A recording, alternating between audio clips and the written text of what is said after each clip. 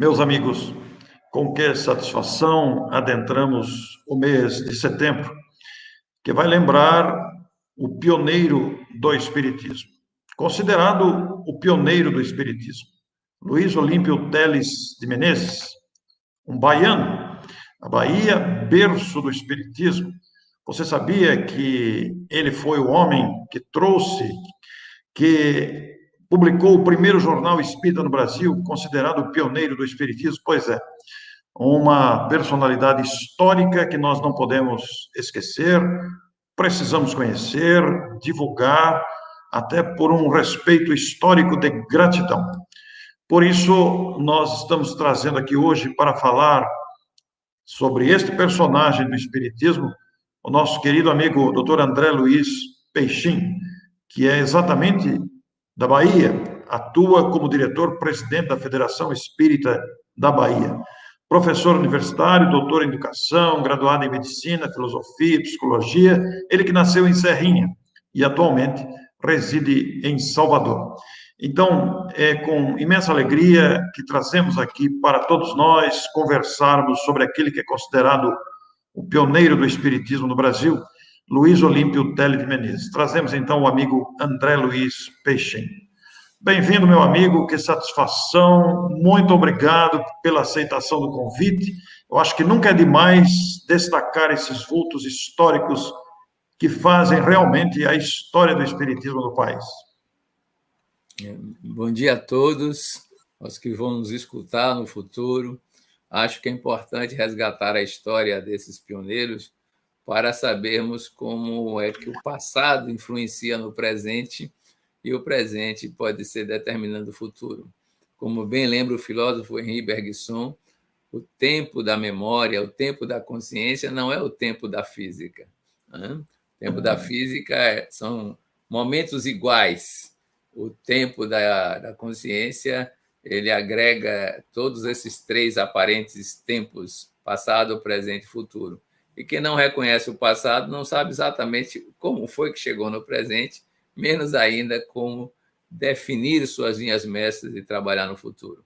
Então, esses pioneiros que enfrentaram situações completamente diferentes das nossas, ambientais, sociais, culturais, merecem ser resgatados, embora saibamos das enormes dificuldades de encontrar as suas pegadas, os seus documentos, as suas histórias, porque à época os registros eram muito menos fáceis de serem realizados. Pois é, essa sua introdução muito valiosa resgata realmente essas ideias. Eu, inclusive, Peixinho, procurando aqui alguns indícios, não sei se você tem essa informação, mas eu não encontrei a data e o mês de nascimento, apenas o ano. É isso mesmo? O que ele A tem data de nascimento dele? tem sim a data de nascimento dele, que é Que bom. o 26 de julho, né? 26 de julho. Teles de Menezes nasceu nessa data, que é considerada a data da imprensa espírita do Brasil. Curioso que marcaram pela data de nascimento e não pelo lançamento do jornal que nós falaremos adiante, o Eco do Além-Túmulo. Mas vale ressaltar que a história dele é uma história de família muito significativa, né? Muito relevante.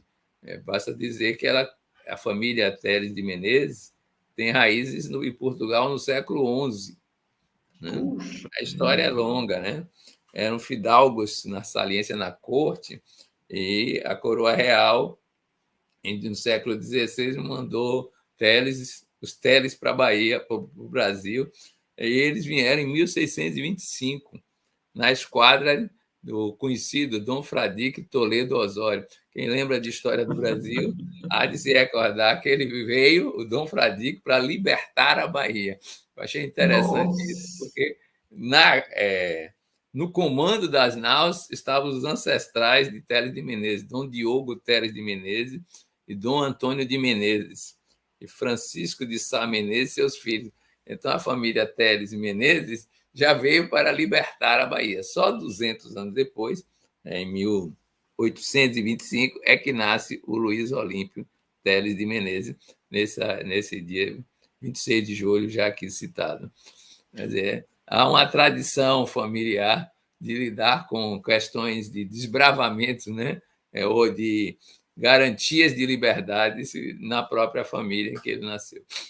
Que é coisa interessante, né? Você começar aí pelos, muito oportuno, começar pelos ancestrais 200 anos antes, 1625, e depois ele vai nascer em 1825. E ele nasceu em Salvador mesmo, Peixinho? Foi em Salvador. Puxa. Ele foi filho de um oficial do Exército, Fernando Luiz Teles de Menezes, e de Dona Umbelina Figueiredo Menezes, né? Então, eles eram, portanto, ligados, de certa forma, à corte, porque o oficialato da época fazia muita presença na corte imperial, né? E essa é a chegada dele aqui. E o pai, você considera que o pai exerceu muita influência nessa personalidade tão ativa que foi Luiz Olímpio, e até ousado, corajoso para a sua época, numa época de total ignorância e até resistência a ideias novas?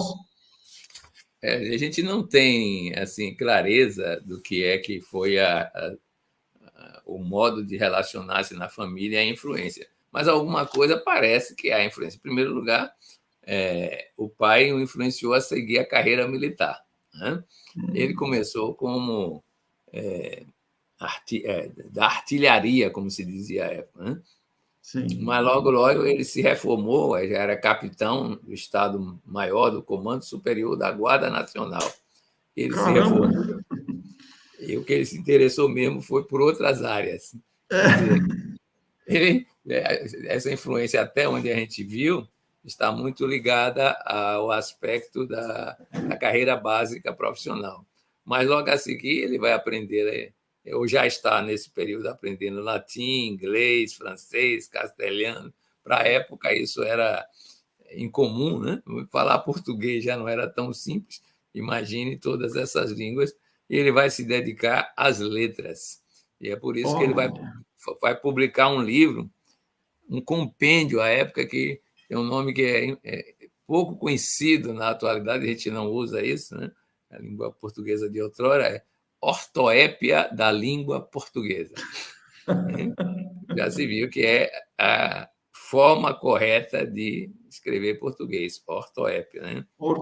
Nossa. Ô, Então, Luiz, e ele, você percebe que o militarismo dele foi mais ou menos esquecido nessa sim. linhagem de trabalho que ele seguiu. Você tem a data que esse primeiro livro dele foi publicado? Não, a época? Tem isso? Com quantos anos ele estaria? Ele estaria relativamente jovem. Eu não tenho uma precisão dessa data nesse Sim, momento, não, né? Mas provavelmente ele estava com menos de 30 anos, mais ou menos por é aí. bem jovem, né? E logo depois, em 1850, portanto, com 25 anos, ele já estava pleiteando uma vaga na Biblioteca Pública da Bahia. Quer dizer, ele deixou o militar e foi para os livros, né? E ele foi admitido como escriturário pelo bibliotecário de então, porque a biblioteca tinha um personagem-chave, né? A época era a forma como se valorizava o cuidado com os livros. Esse personagem se chamava Antônio Joaquim Álvares de Amaral, né? E ele aí vai trabalhar nessa área. É bom lembrar que o bibliotecário, para entrar lá, precisava que o vice-presidente da província, o vice-governador, avalizasse a entrada desse local. E, na época, era um personagem chamado Álvaro Tibério de Moncorvo e Lima. Então, ele vai trabalhar nisso aí. Porque ele já tinha conhecimentos de álgebra, de aritmética, e ele tinha trabalhado como voluntário, o sentido desse aí é muito importante, voluntário na tesouraria provincial. Então, ele lidava com contabilidade e com letras, o que não é tão comum, porque o pessoal que gosta de português geralmente não gosta de matemática na atualidade, né? Juntou as duas. Então, quer dizer, quando ele publica o primeiro livro, ele ainda é bastante jovem, né? E como é que ele foi? Bom, naturalmente, tendo essa vertente literária voltada aos livros aí, foi aí então que ele se interessou pelo jornalismo, então. Foi, foi. Aí ele começou. Repare, ele está na biblioteca, é um secretário, vai crescendo. Ele fez autodidata, como autodidata taquigrafia, na época também, e aí andou trabalhando na Assembleia Legislativa do Estado, né? Como taquígrafo, né? Isso foi registrado historicamente. E nesse modelo de taquigrafia, ele chegou a publicar um manual de estenografia brasiliense, né? Mas não era de Brasília, não. Brasiliense era do Brasil.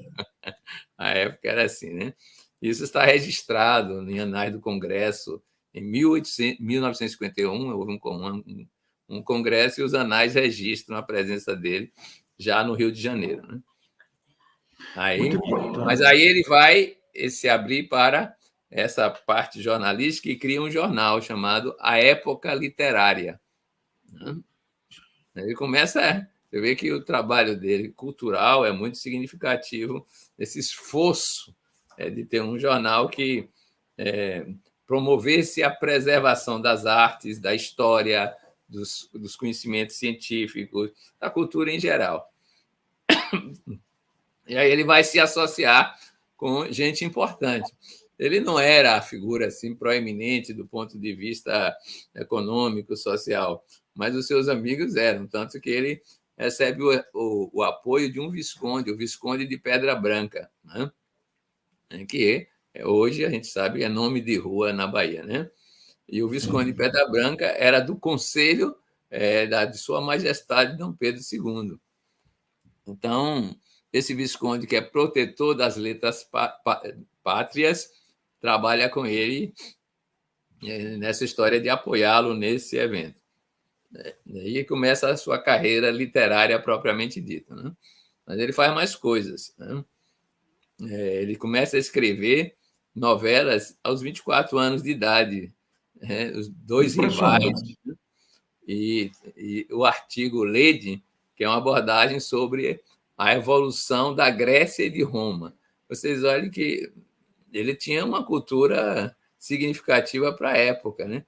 O que, aliás, chama a atenção, não só dele. A gente lê os poemas de Castro Alves e vê que Castro Alves tinha uma cultura imensa, né, da Grécia, de Roma.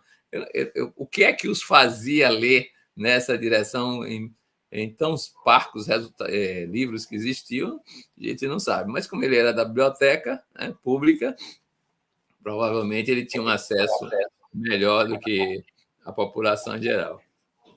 Aí ele escreve depois um artigo sobre o desenvolvimento do Brasil do século XVI ao século XIX. E já àquela altura, ele dizia que confiava na missão do Brasil e, quem sabe, ele seria o primeiro lugar na escala das nações. É um profeta que ainda não se cumpriu completamente, né? Ainda Mas que coragem, hein, Peixinho, de fazer uma afirmação dessa.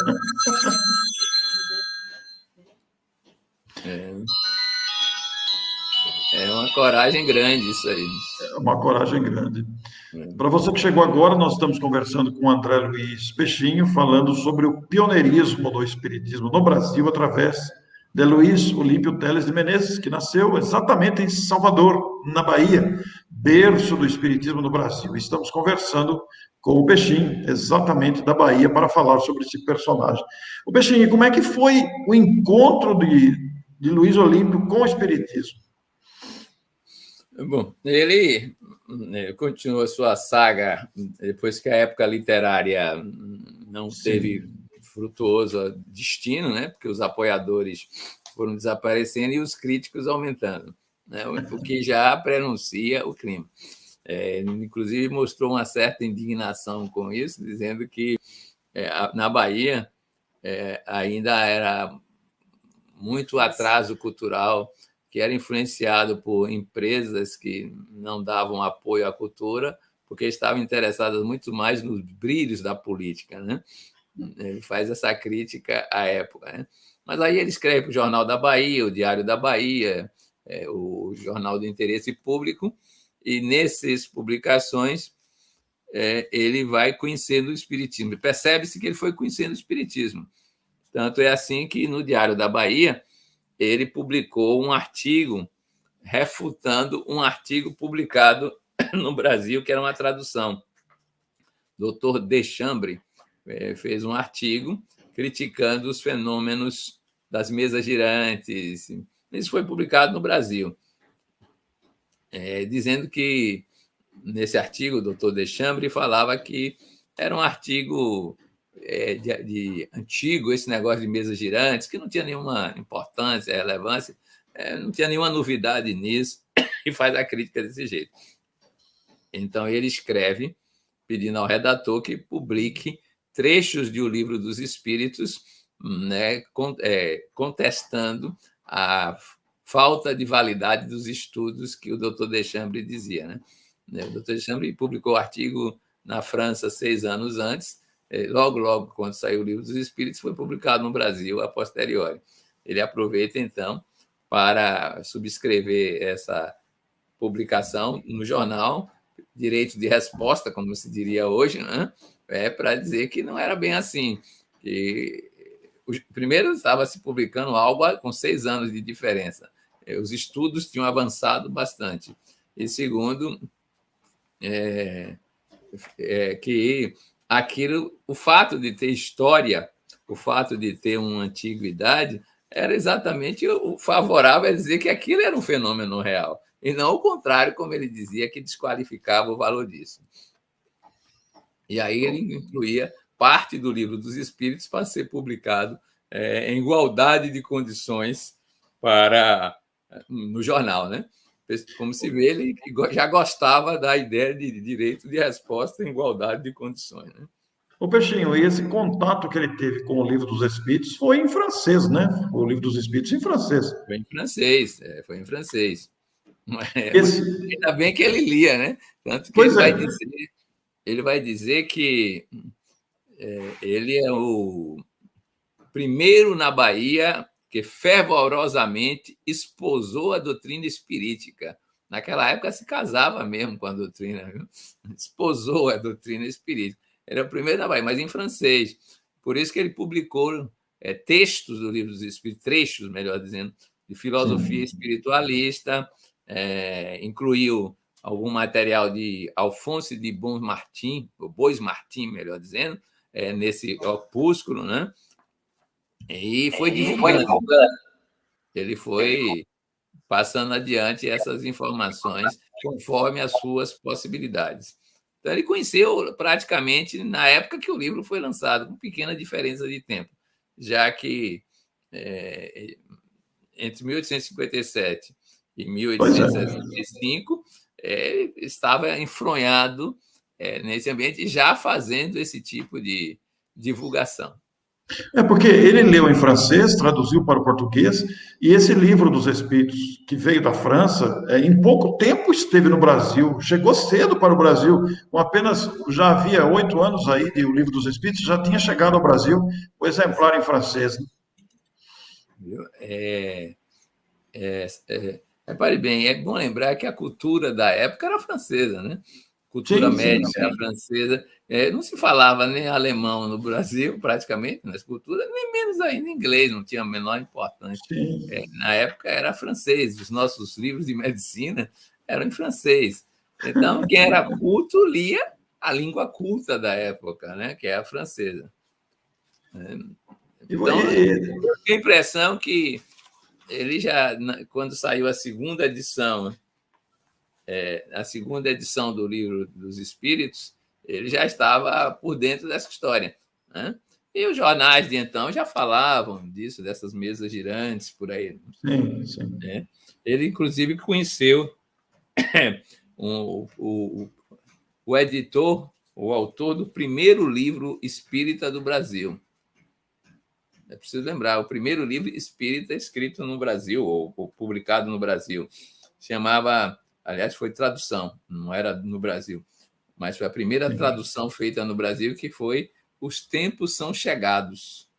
O nome era esse, Les Temps sont arrivés, publicado por Casimir aí o outro nome em francês é Liotard, um nome assim, diferente, né? E Teles de Menezes era amigo dele, Nossa, entendeu? Esse livro foi publicado em 1860, né? que E o amigo já coisa. estava lá. Então, quer dizer, ele está enfronhado nesse movimento desde as origens da Sim. publicação de Allan Ô, Kardec. Peixinho, Se ele já está lendo livros traduzidos no Brasil, que em 1860, é porque ele estava se embrenhando nessa nova floresta do conhecimento desde o início dos seus primórdios. possivelmente foi esse amigo dele que trouxe o Livro dos Espíritos, então, para o Brasil. Eu não tem, É, como diz não tem fontes para se dizer que foi ele que trouxe, né? Eu sei que é, esse francês era radicado no Brasil, era um sim. poeta, contista, diretor fundador de um colégio, ensinava francês e também a edição do livro do jornal Courrier de Brasil. Meu francês é até passível de críticas, mas pelo menos melhor um pouco que o inglês. Então, era uma figura desse tipo. Então, ele tinha esses contatos. Agora, quem exatamente introduziu no Brasil, não posso dizer que foi o Sim, Casimir. Né? Não posso dizer que foi ele, né? Porque pode ter chegado por outras fontes, porque existiram sim. outros espíritos, principalmente os médicos homeopatas, que estavam lá, né, em contato direto com a França, pode chegar. Agora, para Teles de Menezes, eu acho que a comunicação com esse autor é bem precoce em relação ao início do movimento espírita. Que coisa interessante, né? Porque as viagens de navio na época da França para o Brasil eram lentas, né? Não eram muito Bom, demoradas, né?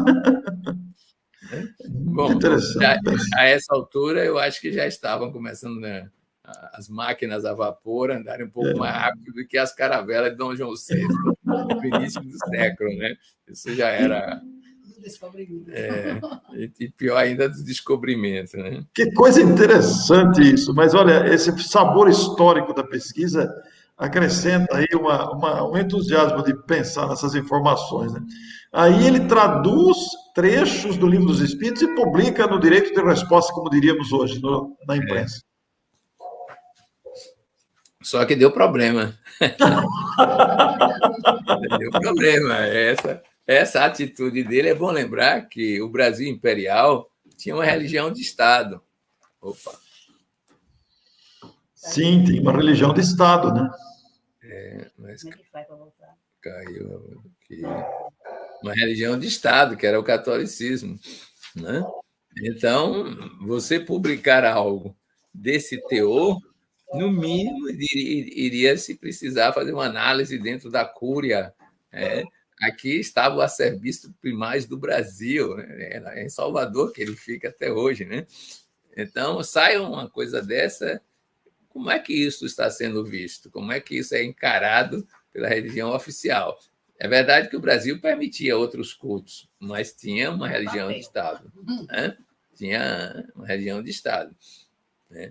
E aí começa a crítica, porque os católicos, o secretário principalmente da Cúria vai publicar artigos contrários a Luiz Olímpio Telles de Menezes. Nossa, aí começou tudo. O Espiritismo vai dizer, ele é de caráter religioso, reconhecidamente em seus fiéis. É um grande atentado à Igreja Católica. Para Puxa, começar a conversa, é assim, né? Aí, o Télio de Menezes resolve escrever uma carta aberta ao arcebispo, né? Ao arcebispo da época, falando que ele era católico. O Luiz Olímpio, como sim, todo sim. mundo era católico, salvando-se, claro, em termos de heresia, porque senão, como é que ele ia viver num país católico sendo outra coisa? Não teria condição de fazer isso, né? E aí, o que vai acontecer? Ele vai ter esse confronto com essas cartas com o primário do Brasil, que era se eu não me engano, Dom Manuel Joaquim da Silveira, dizendo, item por item, como foi que ele fez essa análise, e ele dizia que seria uma espécie de apoio e redenção da própria igreja que estava em crise, né, na Europa. Né? É bom lembrar que o anticlericalismo na França tinha atingido o auge no século XIX, com o iluminismo que vinha do século XVIII, com o positivismo que era contrário a essa história de religião. Aliás, dizia que era uma classe de parasitas explorando o povo, o clero. Então, lá estava refluindo. Aqui ainda era imperial e mantinha-se essa religião. Então, ele dizia, por que os positivistas ou são críticos da religião? Porque não é científica. Ora, o Espiritismo vem trazer a demonstração da imortalidade, a demonstração de que a Igreja Católica, a amada Igreja Católica, tem razão. Né? Quer dizer, o Espiritismo seria aquele que subsidiaria a própria Igreja, o que é muito congruente com o pensamento original de Kardec, quando dizia que o Espiritismo, entre os espíritos, estariam budistas, muçulmanos, cristãos, protestantes, todo mundo, usando o saber espírita para reformular suas crenças específicas. Né? Nos primórdios, não me parece que Kardec queria criar um movimento separado. Quem fez isso foram os adversários, a igreja de um lado e os materialistas do outro. Quer dizer, o espiritismo foi bombardeado por duas alas completamente opostas entre si. Que coisa interessante isso, né? E aí isso reverbera aqui em Salvador, né? As críticas que ele recebe, né? Aí ele vai fazer cartas até 1867 dizendo que continua afirmando a validade desse pensamento, né? Cartas públicas, edições que coragem. de 1.000 exemplares. As cartas eram assim, com 1.000 exemplares, esses documentos, né? Em 1866 saiu o Espiritismo, Introdução ao Estudo da Doutrina Espírita, com base na 13ª edição do Livro dos Espíritos. Em suma, essas brochuras que davam o toque da época, né? Mas ele não foi aceito de boa vontade entre os seus pares, de jeito nenhum, claro. Jeito nenhum. Ele agregou pessoas do seu lado, mas os jornais da época publicavam charges, né? Mostrando ele, a fisionomia dele, com asas. Você, à primeira vista, olha, eram charges depreciativas. Hoje poderia ser considerado um fato digno de um processo contra os jornalistas. Né? Bom, sei lá como era a liberdade de imprensa, ou então o direito de defesa, né? De fazer outras charges opostas. Quando você olha a charge, a primeira impressão que você tem não é de anjos com asas, com o rosto de Telles de Menezes. A primeira impressão é de morcego, é um morcego, é um vampiro. Puxa vida! Olha que perseguição, que discriminação. E nesse contexto todo surgiu o Eco de Além-Túmulo, então, o primeiro jornal espírita do Brasil. Mas nesse ínter foi que ele criou, antes do Eco do Além-Túmulo, ele criou o Grupo Familiar de Espiritismo, que é a referência do Brasil em termos de grupo oficialmente constituído. Né? Não é oficialmente. Que data que foi mesmo? É a primeira sociedade espírita da Bahia, do Brasil, que tinha estatuto. Né?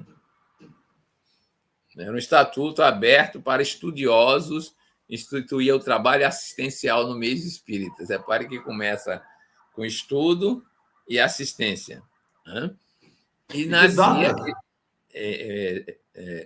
nasce em setembro, 17 de setembro de 1865. Não é isso? Né? E repare que ele nasce já com o objetivo curioso para nós hoje, de criar sociedades semelhantes pelo resto do país. Já era uma ideia de vamos criar uma rede de sociedades integradas, que, aliás, vai aparecer essa ideia em obras póstumas de Kardec. Né? como se fossem observatórios astronômicos interligados pela produção do conhecimento, mas todo mundo com a sua autonomia. Essa ideia ele já cultivava naquele período.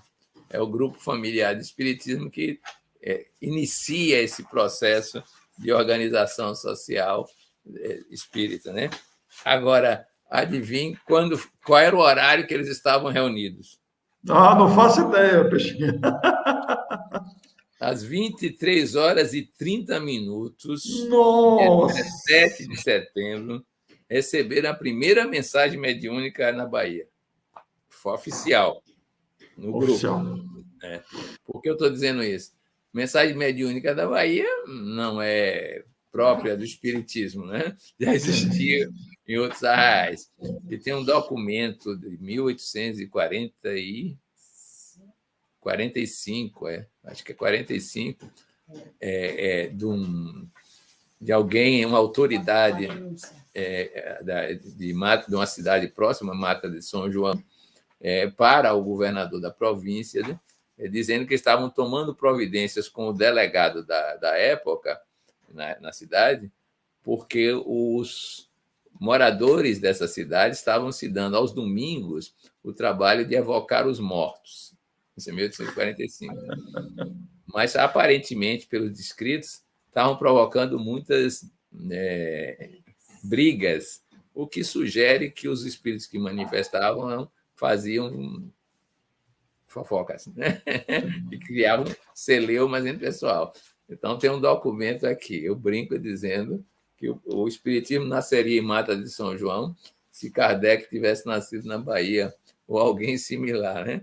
Porque antes das irmãs Fox, nos Estados Unidos, das mesas girantes, já tinha aqui essa manifestação mediúnica na terra de Térez de Menezes, né? Que coisa interessante, né? 1840, por volta disso, então. 5, mais ou menos. Né?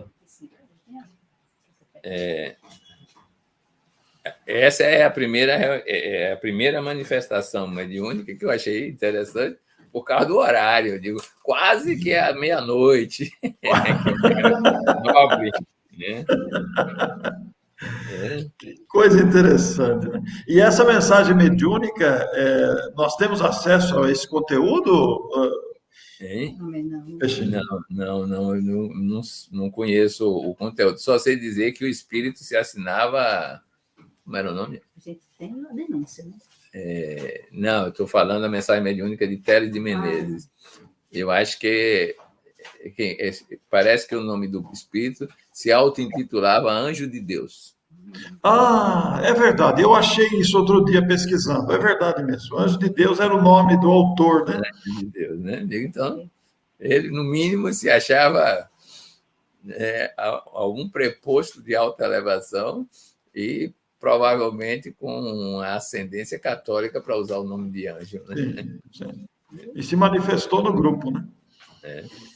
E é claro que os conteúdos que eles iam apresentar na mensagem eram para referendar a Santa Madre Igreja Católica, né? Não podia ser diferente. Algumas pessoas estranham isso. Mas ele não tinha conteúdo espírita. E, vocês queriam que ele escrevesse sobre o espiritismo na era do surgimento do espiritismo, se eles, espíritos, ainda não tinham nem sequer essa estrutura interexistencial, não era bem assim, né? Então, você vai ver que os traços do catolicismo estão em alguns dos escritos, inclusive publicados por Kardec. Você vai ver mensagens que tem lá o seu guia com as suas brancas asas, típicas da escatologia católica, né? Sim. Você sente ainda isso, né? Há quem diga que usar a expressão do texto céu e inferno era a função de tantos espíritos que tinham essa tradição. Quer dizer, se usava uma linguagem que era próxima aos entes da época, entes culturais, sem o que a defasagem da comunicação seria tremenda, né? Seria muito difícil de você ter acesso à zona de aprendizagem das pessoas, né? Tanto que está lá Santo Agostinho, São Luís, o Cura Isso da... mesmo. É uma turma que era Que o que veio de existia, lá. era o que existia no mundo espiritual predominantemente, né, para atuar dessa forma. De vez em quando é que aparece um alemão, um israelita, né, uma princesa indiana, né, mas a maioria é francesa, comandada por São Luís, né? Imagine, São Luís ia trazer quem? Quem era que se acessava. Então, aqui também começa dessa forma, né? Essa história tem esse aspecto de influenciação de natureza católica predominante. E o grupo familiar de espiritismo, André, ele durou, tem ideia de quanto tempo ele teve funcionando? Olha, repare bem, ele era estatutariamente presente, mas não era registrado. Aí é que Sim. está.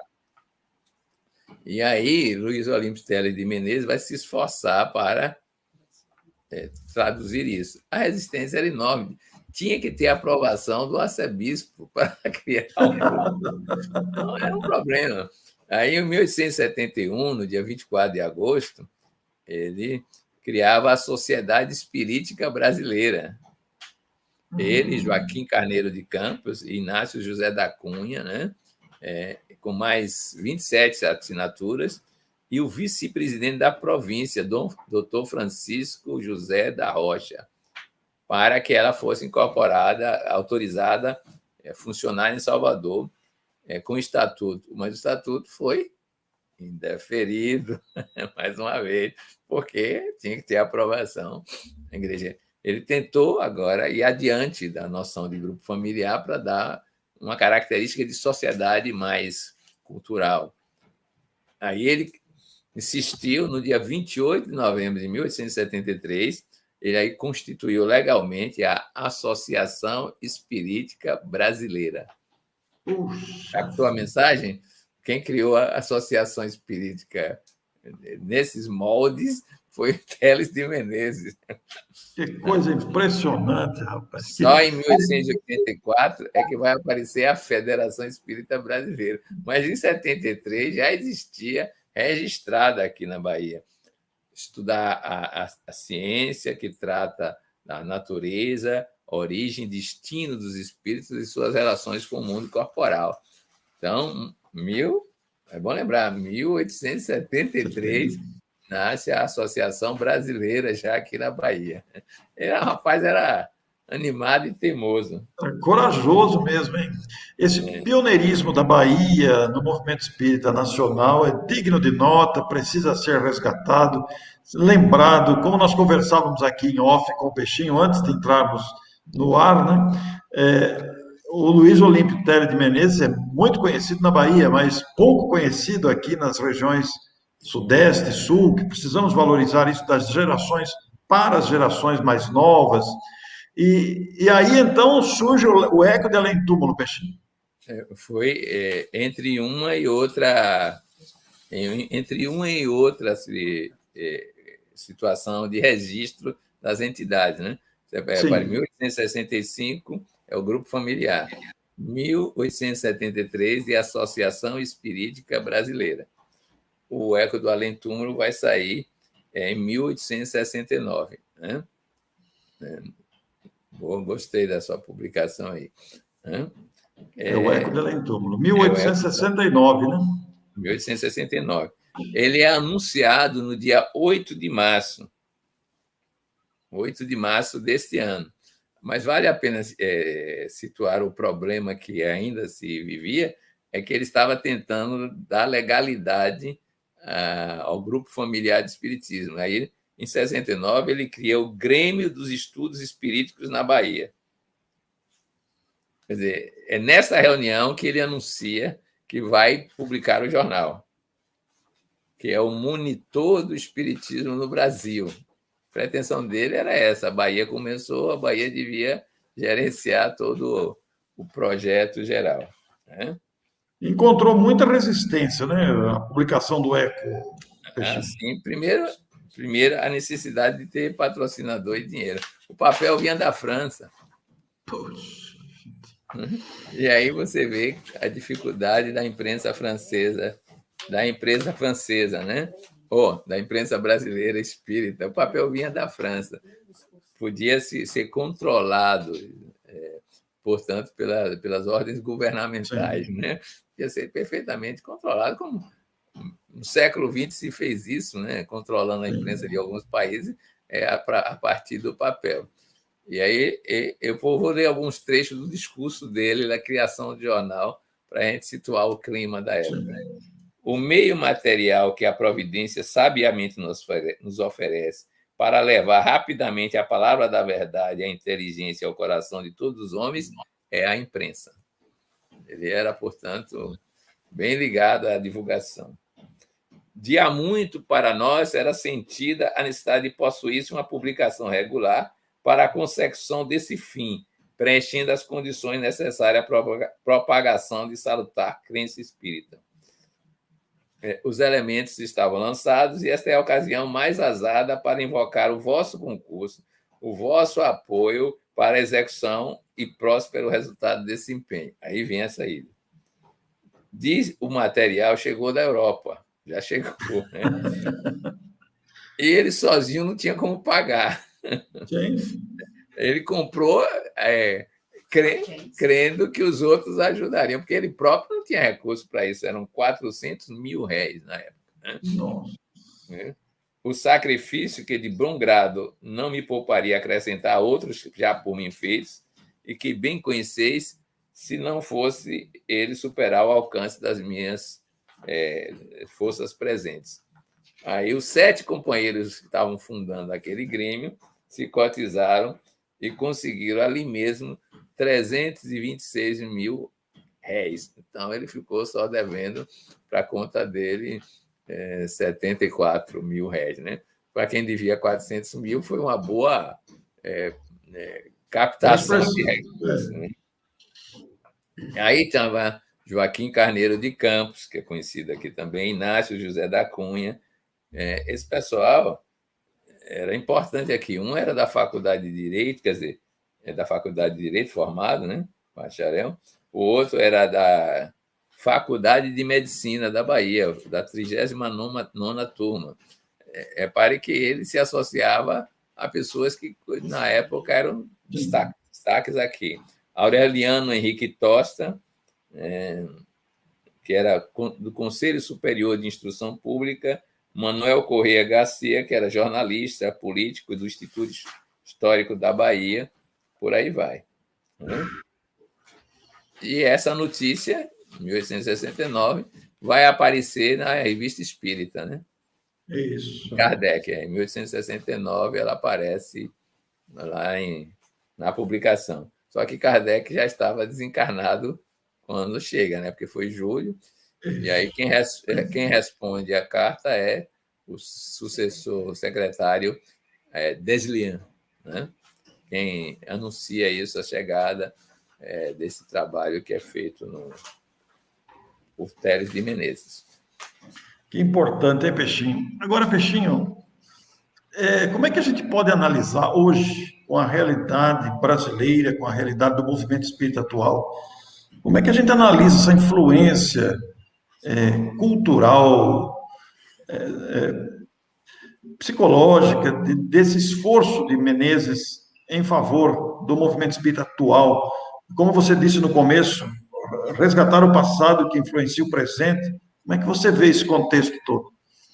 Deixa eu dar alguns dados ainda complementares. Primeiro, que ele vai para o Rio, não temos elementos para saber o que ele fez no Rio, no movimento espírita. Né? Ele, por motivos pessoais, diz que depois de 1873 a missão dele na Bahia está cumprida e ele vai para o Rio.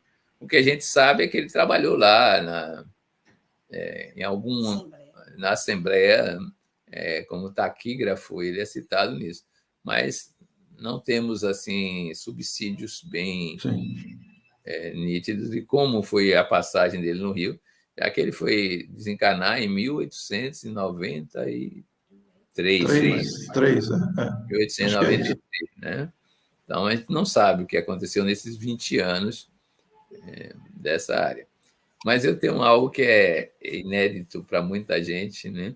E que é inédito nesse modelo de trabalho. Eu, às vezes, já trabalhei como uma espécie de repórter, jornalista, né? Repórter, não sou jornalista, mas repórter. E eu inventei de fazer uma entrevista com Télès de Menezes.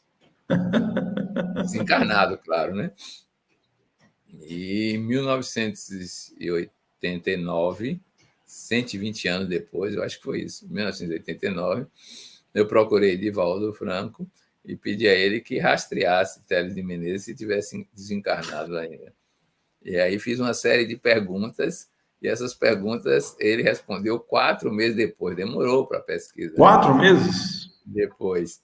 E aí nós publicamos aqui na Bahia. Télès de Menezes fala da imprensa espírita do Brasil 120 anos depois. Puxa, Esse artigo existe. Isso está disponível na internet, Peixinho? Não, ainda não. Tá?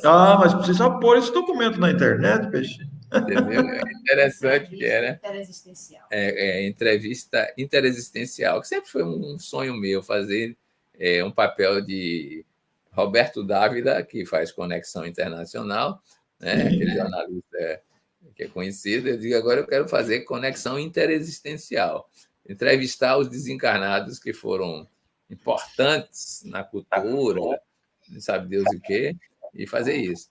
É verdade que Humberto de Campos já fez isso com alguns políticos, né? Com alguns políticos.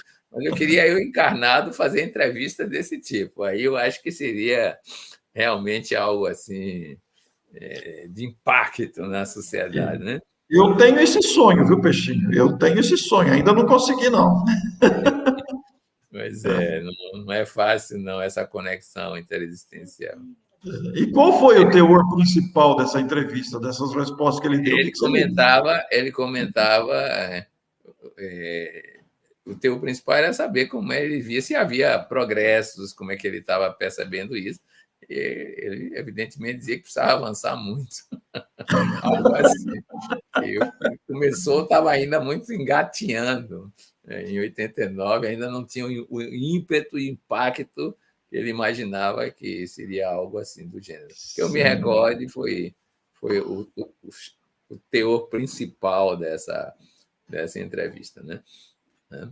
Saiu aqui no jornal da época, Bahia Espírita, que aqui a gente praticamente, em termos de movimento federativo, nunca conseguiu sustentar um jornal por longo tempo, né? Desde os tempos dele, né? Não aparecem pessoas que têm essa habilidade, aptidão e a sustentabilidade. É possível, né? Mas vamos fazendo aí o que é viável.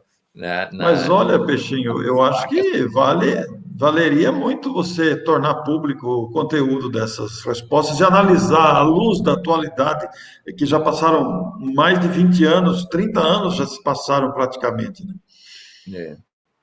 Então, agora, voltando à sua pergunta, eu tenho a impressão que o que ele queria era mais ou menos o que Kardec imaginava fazer, que era usar todos os meios possíveis de comunicação.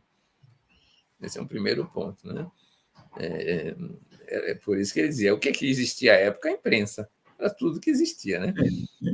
Então, vamos fazer o máximo pela imprensa. Né? Essa era a ideia-chave dele.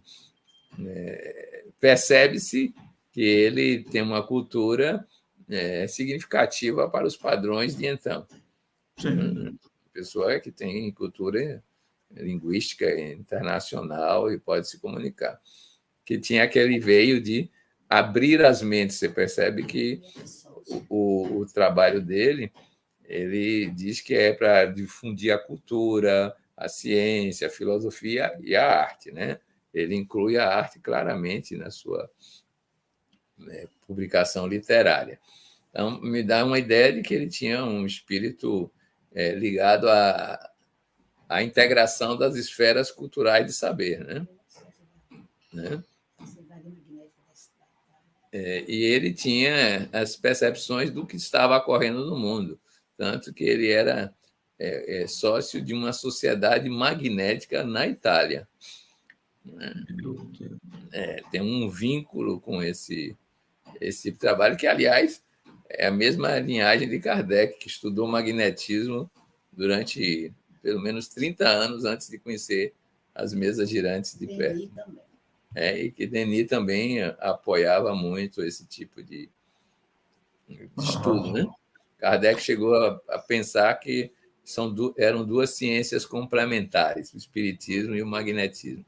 Talvez hoje a gente dissesse diferente, que o magnetismo pode ser estudado dentro do próprio espiritismo como uma parcela das experiências psicofísicas, né?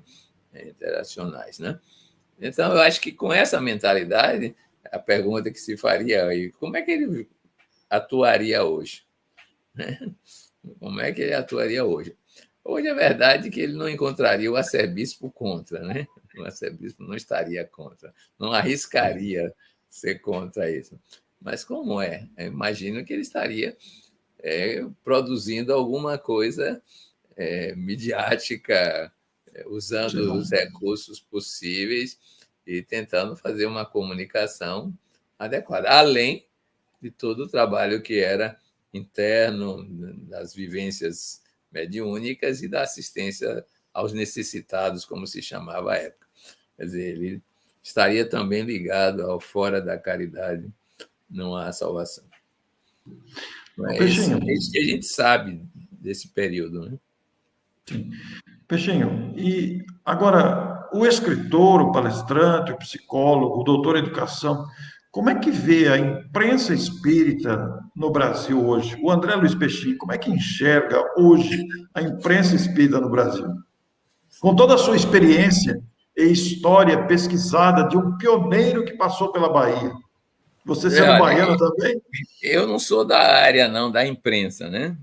Sim. Exatamente da imprensa. O que eu penso é da cultura espírita no Brasil. Ah, sim.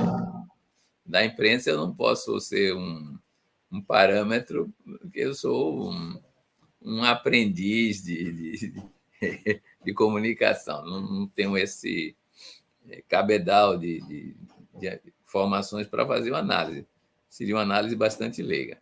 Mas eu penso que para que a imprensa, a divulgação do Brasil seja feita com adequação, nós precisamos compreender o espiritismo de uma forma muito mais rica e que era a original, né? O que eu chamo de rica? Eu digo que Kardec escreveu o que é o espiritismo e colocou o espiritismo como ciência, né? E à época a ciência era centrada no positivismo. Era a ciência da França, a ciência hegemônica na Europa, o modelo do paradigma cartesiano e newtoniano. Então, é uma ciência. A gente não percebe ciência no Brasil. Ah, sim. Agora é que está emergindo produção, não no movimento espírita como fonte principal, se percebe nas universidades espíritas, nas universidades, produzindo conhecimento científico nessa área. Mas agora, nos últimos 20 anos, quando a espiritualidade foi admitida pela Organização Mundial de Saúde. Esse é o primeiro ponto. Então, para que a gente possa ter divulgação, precisa ter produção. Sem produção, você vai divulgar só os clássicos. Eu digo que a gente fica citando tudo pré-1930, quando se encerrou o ciclo de vida dos grandes pensadores e pesquisadores espíritas clássicos da época com o nome de metapsíquica.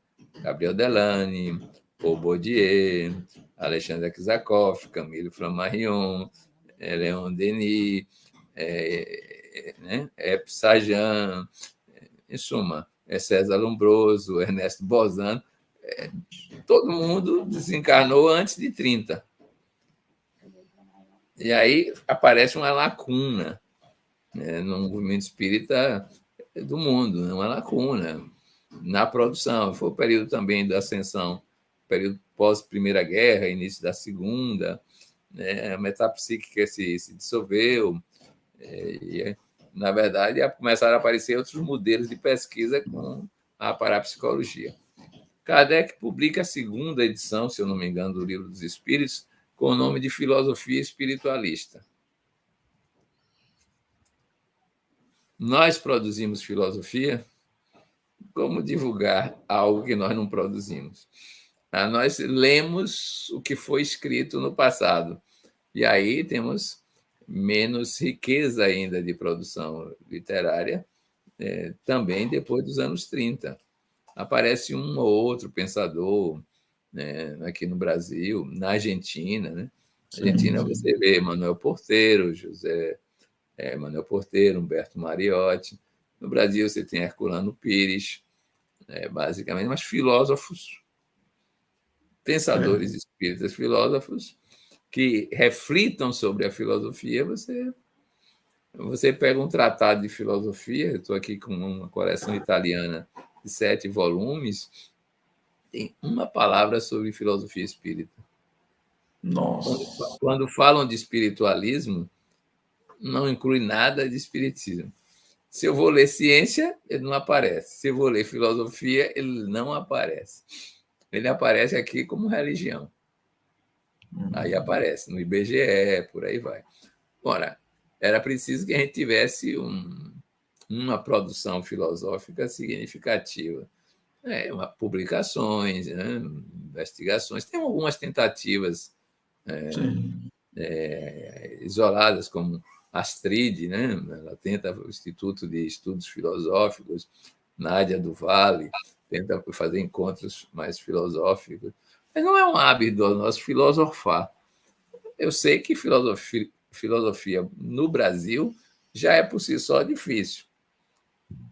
Mas, mais uma vez, eu insisto que, se nós não fizermos isto, a produção cultural não continuar, então teremos problemas. Aí vem a terceira vertente, religião, que, de certa forma, divide o movimento espírita brasileiro, ainda que seja um grupo majoritariamente religioso, um grupo minoritário não acompanha essa percepção, acha que é só moral. Né? Eu digo, do meu ponto de vista, a moral é um ramo da filosofia e da ética. Então, não precisava botar espiritismo, ciência, filosofia e moral. Mores é costumes estudados pela ética, pelos valores, pela axiologia.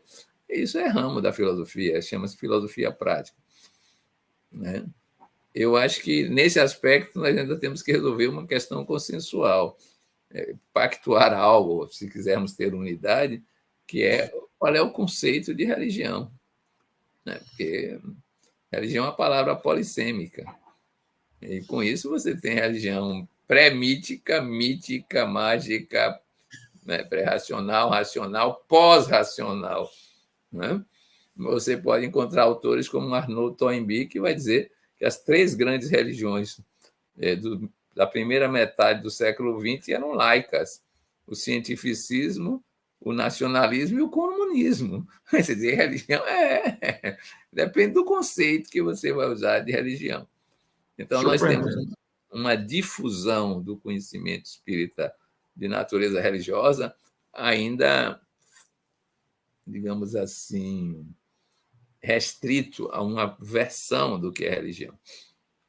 Né? Uma versão que está muito ligada à moral, que é necessária. O que eu quero dizer é que é uma percepção restrita do próprio pensamento espírita. Não estou dizendo que é negativo, estou apenas dizendo que você poderia ser um oceano, não passa de lagoa. É diferente. O que eu estou querendo falar é isso. E depois nós temos uma outra esfera cultural, que é a arte. Sim. A gente ainda não apreendeu o espírito chamado evolucionário, que inclui todas as formas de arte em níveis evolutivos diferenciados, para a gente divulgar. Né? A arte está em expansão no movimento espírita. Sim. Mas o estudo da própria arte,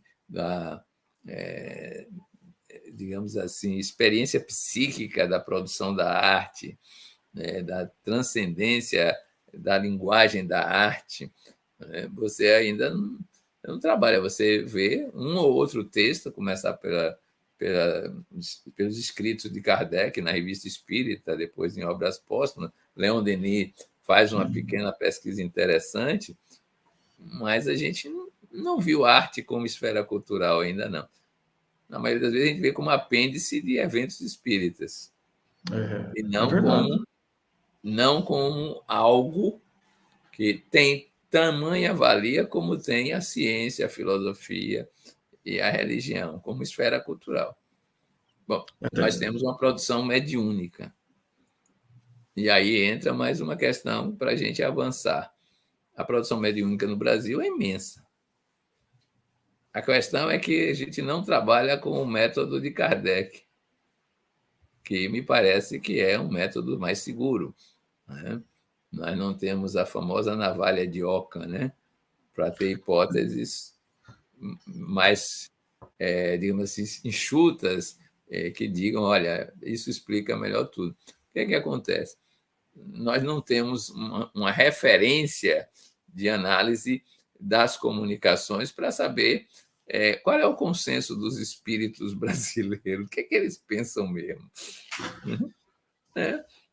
A gente não tem isso. Eu propus aqui na Bahia a gente criar um estudo sobre vamos fazer algum contato com os guias espirituais da Bahia e fazer perguntas para eles para ver o que eles concordam.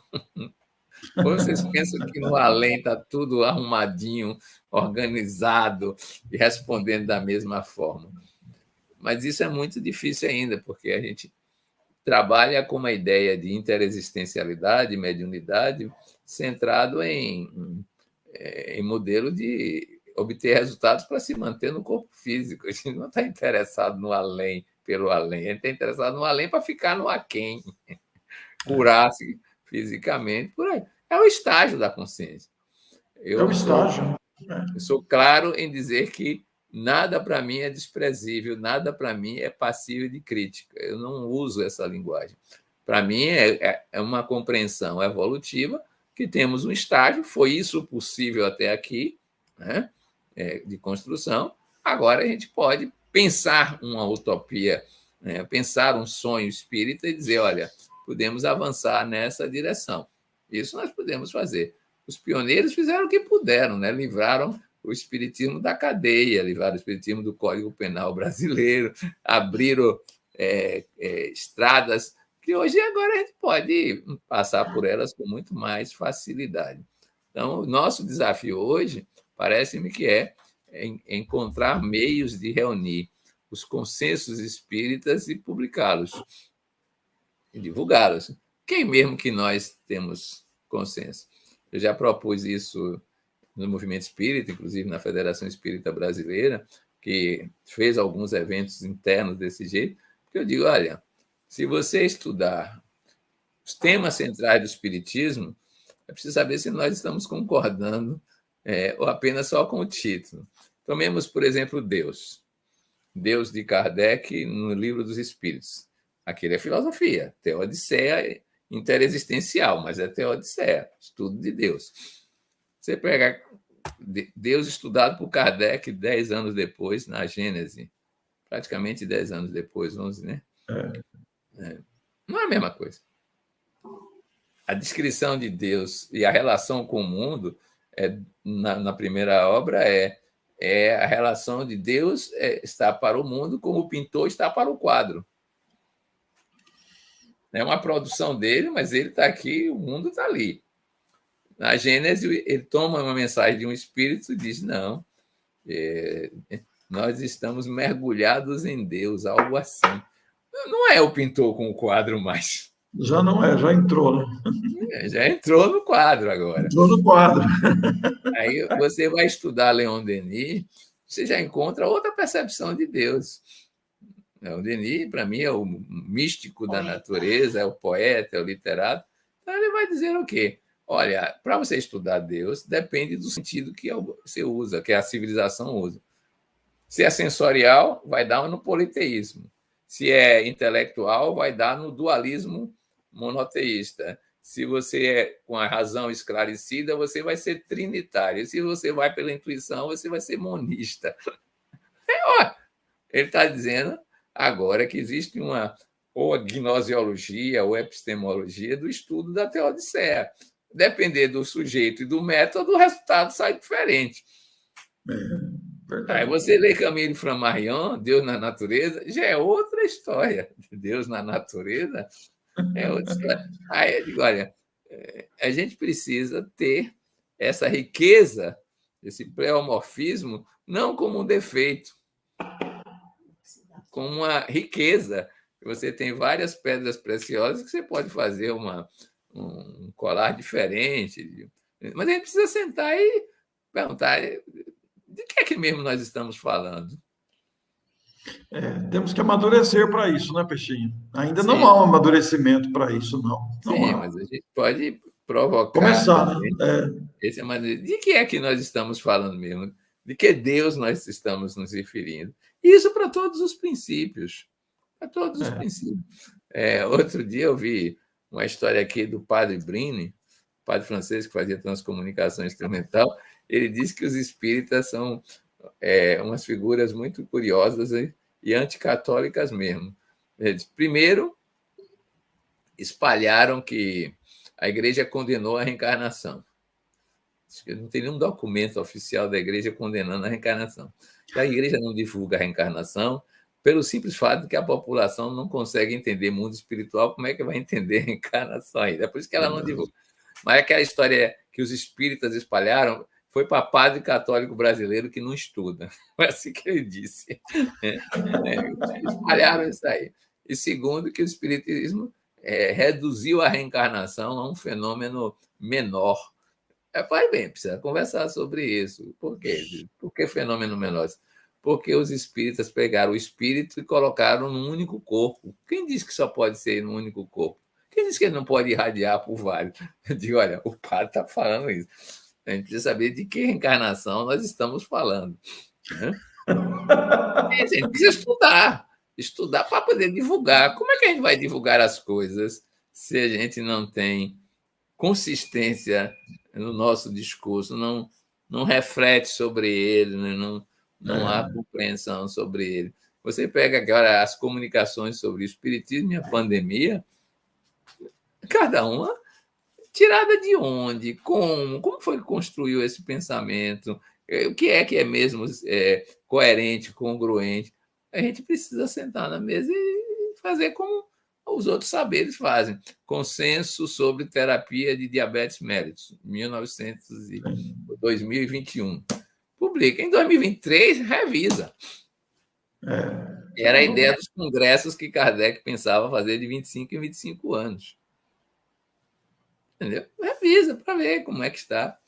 E nós não estamos fazendo isso, né? Não estamos fazendo, né, Peixe? Não, nós estamos em outro estágio. Nós recebemos a informação muito interessante, mediúnica, e nos acomodamos em divulgá-la como ela chega, sem testá-la. Quando eu era adolescente, saiu um livro Libertação.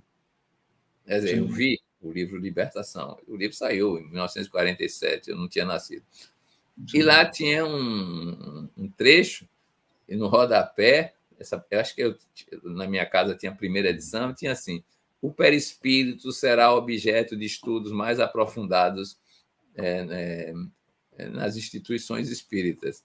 Foi em 1947. Cadê os estudos?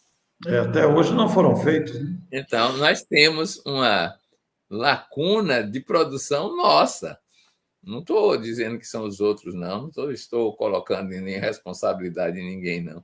Eu estou dizendo que nós, eu, inclusive, temos feito o possível no discurso da difusão, o possível do que já foi produzido. Mas, para agregar isso, dar um arranjo consistente, consensual, a gente precisa ter esses encontros coletivos para dizer, olha, no momento nós pensamos assim e vamos seguir essa orientação aqui, do ponto de vista de conteúdo doutrinário, de reflexão doutrinária e por aí vai. Olha, essa metodologia aqui mostrou-se mais eficaz do que essa outra aqui. Para isso, a gente tem que produzir conhecimento. Muito bom, Peixinho. Muito bom. Peixinho, antes da gente entrar ao vivo aqui, você mostrou o Reformador referindo-se a Teles Menezes. Mostra para o nosso público, por favor. Foi publicado em que edição? Qual edição é essa? Essa aqui é julho de 2019. Mostra para a gente a reportagem interna. A reportagem está aqui. Luiz Olímpio Télio de Menezes, Trajetória de Ideal e de Persistência. Né? Quem é o autor do texto? Olha aí, dá para ler? Não, não dá para ler, ainda não deu. Ah, Ednólia Pinto Peixinho, a esposa do nosso André. Que legal. Eu aqui só sou ventríloco, tudo isso que eu estou falando, ela está aqui do lado, inspirando, expirando e respirando esse assunto, né? Que maravilha. Ela fez a pesquisa, ela publicou o chamado História em Banner, né? De modo que tem os banners aqui contando a história de vários personagens da Bahia, e um deles é Luiz Olímpio. A gente expõe em congressos, em eventos de porte para isso. Agora, tem um detalhe que não foi narrado aqui, é que parece que parte desse material de Luiz Olímpio tem uma ata aqui na Bahia dizendo que foi para São Paulo. Tem a ata que foi emprestado para São Paulo, mas não tem a ata que foi devolvido de São Paulo. Então, a gente anda procurando, né? Procurando saber mais detalhes que podem ter coisas lá. E nós já teve um contato com o Eduardo Carvalho de Monteiro, grande pesquisador de história do espiritismo. Sim. E eu me lembro que ele disse para ela que tinha um material que interessava a Bahia sobre o Luiz Olímpio e que ele estava querendo fazer um opúsculo ou uma mini biografia, mas nesse período de contatos ele veio a desencarnar e a gente não achou o material, mesmo indo lá em São Paulo. Puxa! Que até agora não localizamos. O que é que ele queria dizer que interessava a Bahia? Tem um acervo muito grande, o Eduardo, né? Um grande pesquisador tem um acervo muito grande. E como tem essa ata que um material foi disponibilizado para São Paulo, a gente quer saber onde foi parar esse material. Bom, então, os amigos de São Paulo que estão vendo essa live, olha, já sabem que o casal Peixinho está em busca desse material citado pelo nosso Eduardo Carvalho Monteiro, né? Olha aí que importante. Peixinho, eu quero agradecer imensamente a sua disposição, a sua disponibilidade, atender o nosso convite, porque nós temos aqui em Matão o nosso evento de Caibarchútel, que foi também um grande nome na divulgação do Espiritismo, né? E esse evento ele já acontece há 11 anos, esse ano vai ser virtual também. E nós queríamos, como são 11 eventos, nós colocamos Caibarchútel mais 11 benfeitores. Mas o Luiz Olímpio Télio de Menezes pode ser considerado um benfeitor do Brasil também, pela sua história pioneira. Então, nós quisemos a entrevista contigo para colocar isso até como pré-evento para divulgar esse trabalho fenomenal aí que nós vamos divulgar agora no começo de setembro, preparando, antecedendo o evento que ocorre na proximidade do aniversário de Caibarchútel. Então, quero agradecer imensamente, mas eu quero deixar as palavras finais para você, aquilo que você acha importante dizer, que talvez eu não tenha perguntado, alguma informação que seja importante ser dita neste momento final. Fique à vontade, Peixinho. De Luiz Olímpio, tudo que eu poderia dizer de relevante, eu acho que é o que nós conseguimos ver. Apenas que membro do grupo dele vai aparecer só em outro jornal 20 anos depois. Quer dizer, a gente tem uma lacuna de informações do movimento espírita na própria Bahia. De 73 a 90 e pouco, você não tem documento praticamente nenhum. Se alguém tiver algum documento, alguma coisa do gênero, né, então pode trazer para os nossos acervos aqui da Bahia. Né? De Luiz Olímpio, de José Pititinga, que não saiu praticamente da Bahia, de Manuel Miranda, que a gente tem material mais adequado, desses personagens, Leopoldo Machado, eu acho que tem coisas interessantes no Rio de Janeiro. Né? Agora estamos pesquisando Maria Dolores, né? Maria Dolores, que foi uma poetisa baiana, e tem uma pesquisa muito interessante, que vocês poderiam conhecer, que é sobre Amélia Rodrigues. Ah, que importante. Conhece a psicografia de Amélia Rodrigues, mas não sabe quem foi Amélia Rodrigues. Né? Esse material, Peixinho, está Com a Edinólia, eu entrevisto a Edinólia ou entrevisto o Peixinho? Olha, eu preferia que você entrevistasse ela, mas ela Pois é, isso que eu estou pensando não aqui. gosta nem um pouco de estar na tela, entendeu? Eu vejo que ela tende a escapulir. Tanto que eu estou sendo entrevistado aqui, mas quem deveria, no meu ponto de vista, era ela, porque se é ela que sabe dos detalhes da pesquisa, é que vai nos lugares, né?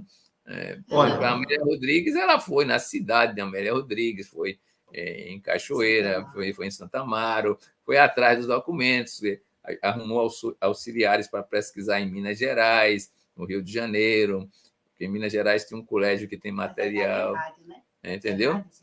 Então, quem sabe desses detalhes é ela, o sabor é dela, mas na falta do seu entusiasmo para se apresentar, o jeito foi colocar o regra 3, né? O Mas reserva olha, do time.